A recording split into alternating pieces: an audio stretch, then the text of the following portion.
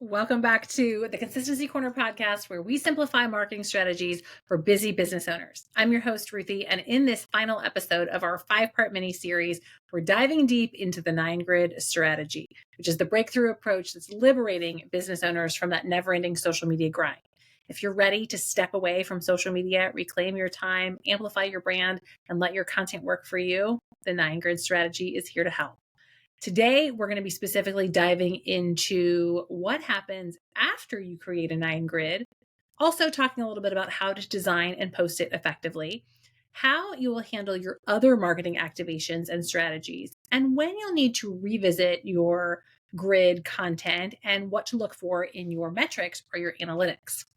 Remember, the beauty of having a strategic, organized, and effective 9 Grid is that it gives you that energy back so that you're not constantly having to think about create, or feel guilty because you're not creating. And you know that you have content on your Instagram profile that is going to nurture and serve your ideal audience.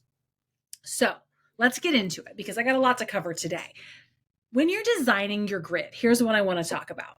A question I get a lot of the times is, do I take down my old posts or archive them? No. Number one, I think you don't have time for that.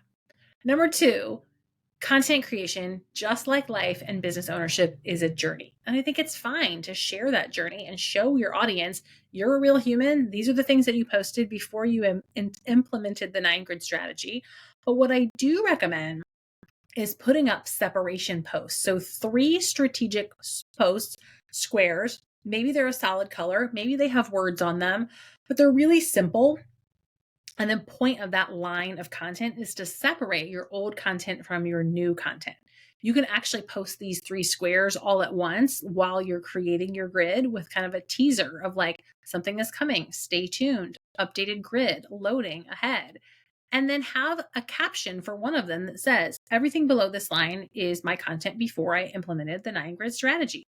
Take a look around, get to know me. Let me know if you have any questions. I personally updated my 9 Grid after 3 months this past fall and left my original one up with a separation line between the two and kind of shared with my audience that this line is separating my grid from the summer. Everything above it is my grid for the fall because I've made some updates to my offers and how I serve my clients. And so the new grid is going to reflect that. All right, so that's what to do when you are putting your grid up. Another kind of tip for posting a grid, if you're doing it on your own, that I want to share is when you look at the 9 squares, the last square you see in the grid is actually the post you post first, because you're posting them in backwards order, if that makes sense, because that's how they load into the grid pattern. So although the first quote unquote post in your grid is often an introduction post, hi, I'm so-and-so, I do this is how I help. That's the post you're going to post last because you need it to load last to be at the top of the grid. So think about that when you're designing those 9 posts, that you're going to post them in backwards order. In terms of designing, Canva is really going to be your best friend and the best place to design this grid content. And you can purchase templates in Creative Marketplace or Etsy, or the Consistency Corner has some available that you can purchase.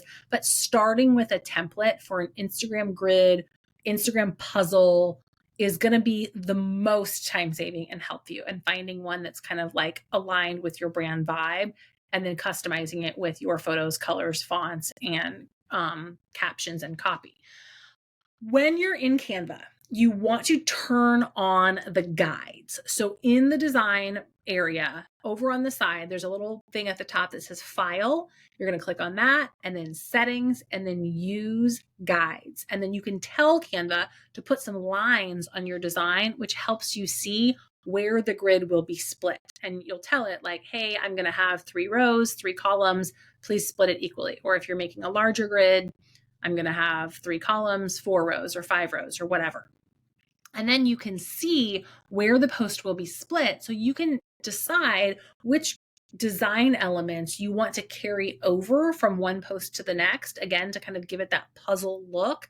But what content is really important to stay within the square so that when you post it on its own and somebody sees it in their feed, it makes sense, which also then helps you give an opportunity to use that content in other platforms such as LinkedIn or Facebook, because the post can stand alone. So use guides in Canva. And then when you download from Canva, how do you split that thing into multiple posts? You're going to use a tool called Pine Tools. So pinetools.com/split-image. Go there, upload your graphic, and then you can tell it how to split it, how many columns, how many rows, and it will split it into the grid for you. So in terms of posting your grid, you've got a couple different options in how to do it. I'm going to walk through these three with you. Number one is we can post every single post all at once in one day, and we just boom, pop, get it all up there. I would probably do your coming soon or your separation posts on a different day to kind of create some excitement and buzz.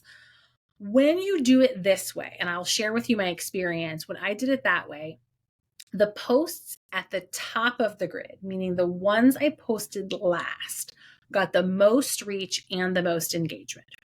Now, another way that you can do it is posting one post a day every day until it's all posted. When I did it that way, I got more engagement around, like more equal reach and engagement for the first couple of posts, but then it was pretty even throughout the entire grid. And then another way you can do it is to load it in rows of 3. So like, let's say you have 3 lines, you have 9 posts. On Monday, you're going to post 3 posts. On Tuesday, you're going to post 3 posts. On Thursday, you're going to post 3 posts. And so you load it in lines. And I can chat with you. Feel free to send me a DM and kind of talk through with me your specific scenarios, but we can talk about different strategies and what makes the most sense for your business. But just think through how you want to post it. Again, that kind of lines of 3, when I have tried that strategy, you tend to get the most reach and engagement on the first couple of posts and the last couple of posts. And then the middle posts maybe don't reach quite as many people. And then once we've posted, let's talk about how and when to use stories. Do you need to use stories, and how do you use them strategically? Because you're like, Ruthie, I thought you said the 9 grid was going to help me step away from social media. So here's the thing about stories. Stories are 100% a tool that can be used to nurture and convert. They're not for attracting, because people who are watching your stories probably already follow you. So you're nurturing and converting. You're moving people down the funnel. If you have other strategies in place for nurture and convert, meaning a really strong email marketing strategy, maybe you have a sales team. Maybe you are doing retargeting ads where people are being retargeted after engaging with your content, either on your website or on your social media. You could maybe leave stories alone. Or if you are building a 9 grid for a brand or a company versus like a personal brand. So let me give an example. If you're a realtor and this is your profile, you should be on stories, because you need to build a personal relationship with your audience, because they're hiring you as a human. If you are a real estate agency, I don't think you need to use stories as frequently. It's not as important. Though your social media profile is more of the billboard for the company, and it's being used to build credibility. So if you are using stories, because that is an important piece of your nurture and convert strategy, how do you know what to post in your stories? Well, we don't want to just post posts of our cat or dog or kids. Although those things are all important, they are not going to help you grow your business from a building authority perspective. They help you be seen as a human. So they are important and can definitely be used, but we don't want only that. We want to make sure we're also having business related content in our stories, so that when people watch our stories, they know what we are here for from a business perspective. They know what problems we solve.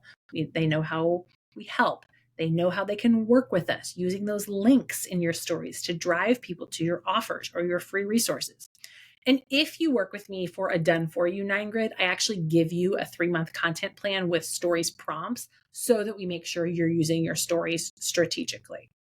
But if you do your own, just think about stories and how you want to use them as a nurture and a convert strategy. Reels are another thing that people ask a lot about, in terms of like, well, okay, I've set my posts on my 9 grid. Do I need to continue to use Reels? Should I use Reels? What do I do about Reels? Here's my take on Reels. I use Reels for my podcast. So I repurpose long form content in terms of Reels to share that with my audience and drive traffic back to the podcast, kind of that content loop. And then I use Reels if I'm feeling inspired or I have an idea or I see something that like, oh, I could totally recreate that. And that message would make sense for my audience. Reels can be a great tool to attract new eyes to your business because the people who see Reels are typically going to be non-followers more than followers. Now, your followers will see your Reels too, but typically the algorithm is going to show your Reels to more new people than your actual followers. So it is a good way to draw new eyes on your business, to grow your following. But if you're like, I don't have time for this, Reels are not my cup of tea, that's okay. Think about what other strategies you're using to attract new eyes to your business, whether it's collaborations, SEO, paid traffic, networking. Just where are you putting your energy in terms of attracting new eyes to your business? If you do decide you want to use Reels, when you post a Reel, you want to make sure that you let it hit the grid. But you're like, Ruthie, isn't that going to mess up my 9 grid? Yes, for a second. But letting it hit the grid ensures that it also hits the feed so your existing followers are shown that Reel. Once it's posted and it hits the grid, you go into the edit button, those 3 little dots at the top of your Reel, hit that button, hit edit, hit remove from grid. Now it's only on your Reels tab, but it's in the feed being shown to both your followers and non-followers in the Reels feed. So you're going to get much better reach by letting it hit the grid and then taking it off. So we talked a little bit about how are you attracting new eyes to your business? How are you nurturing outside of the social media grid? And what conversion or sales strategies or containers are you using in terms of ads, email marketing, stories, direct reach out, whatever it may be? I just want to make sure that you're thinking about all of those things in terms of how you do that with the 9 grid. And again, if you do a done for you 9 grid with me, that's one of the things that we talk about. We build out a content and marketing strategy for you for 90 days so that you can just follow the plan versus having to come up with the plan on your own. So I can help you with that. But once you've posted your 9 grid, another thing that you want to do as a savvy business owner is look at your results. And I really want to stress this, that all marketing strategies, much like health and fitness, the things that we need to do to take care of our bodies, have a lag time and often need time to work. And I always encourage business owners to give any marketing strategy at least 90 days before we make a decision of if we're going to change it or not. I like to recommend that you look at your analytics or your metrics every 30 days and maybe make some tweaks, but don't abandon or walk away from a strategy unless you've tested it for at least 90 days so that you can truly give it that time it might need to actually work or give you the data to know what tweaks you need to make it work. And what are that data that I'm talking about? Well, within the social media platform, within Instagram, you want to look at not only engagement and reach, but we also want to look at link clicks. How many people are clicking links, either in your profile or links that you've shared in stories, because that's moving people down the funnel. What's your website traffic look like? What's your email list growth and your email engagement look like during this time frame? And what are your sales look like? And if your sales aren't where you need them to be, maybe it's not that like this 9 grid isn't working, but maybe something else in your funnel isn't working. And so we want to make sure that we're measuring and taking a look at all of those things cohesively because they're part of a puzzle and a symphony that all work together. After 30 days, if you think that your 9 grid might need a tweak, by all means, tweak it. But don't completely walk away or abandon this strategy for at least 90 days.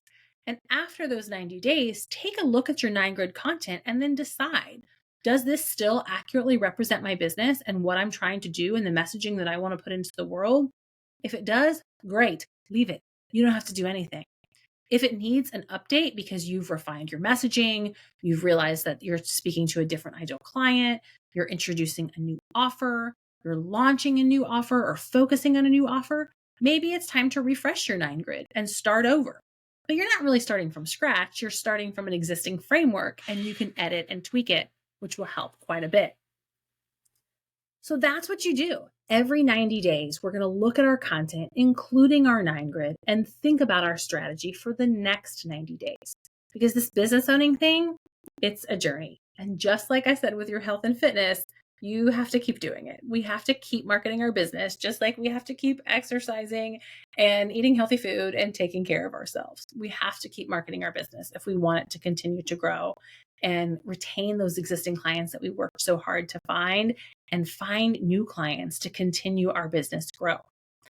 And so if you're like, okay, I am ready, I want to do this 9 grid thing. It sounds like a great strategy. It sounds like exactly what I have been needing. Decide, are you ready to jump in and do it on your own? If so, grab the templates. They're linked in the show notes. So I'll give you my exact roadmap, what to say, what to think about before you start writing. And you can even book a one-on-one brainstorming session with me for some guidance after you purchase your templates. If you're like, I am a service provider, I know the power of outsourcing to an expert, Ruthie, I just want you to do it. I've got limited capacity for done for you 9 grids. So click the link in the show notes to apply. We'll hop on a call. We'll talk about your particular business, your business goals, your bandwidth, what package makes sense for you. And you can get on my calendar for your own bespoke 9 grid. I hope that this mini series was helpful and answered all of your questions about the 9 grid strategy, and that implementing a 9 grid really helps you with your relationship with social media. Like I talked about, social media is part of our world. 3 billion people are on it. Your customers are on it. And as a business, we need to be on social media, but we need to set boundaries and we need to create strategies that help us use social media without giving up all of our energy and all of our time, but still allow us to grow our business. So the 9 grid I know is a great way to do that. And if you have any other questions, feel free to connect with me on Instagram, send me a DM, let me know your thoughts and questions. And I cannot wait to see the consistency in your brand when you create your 9 grid and the sparkle that pulls out when you have that strategic and that intentional content.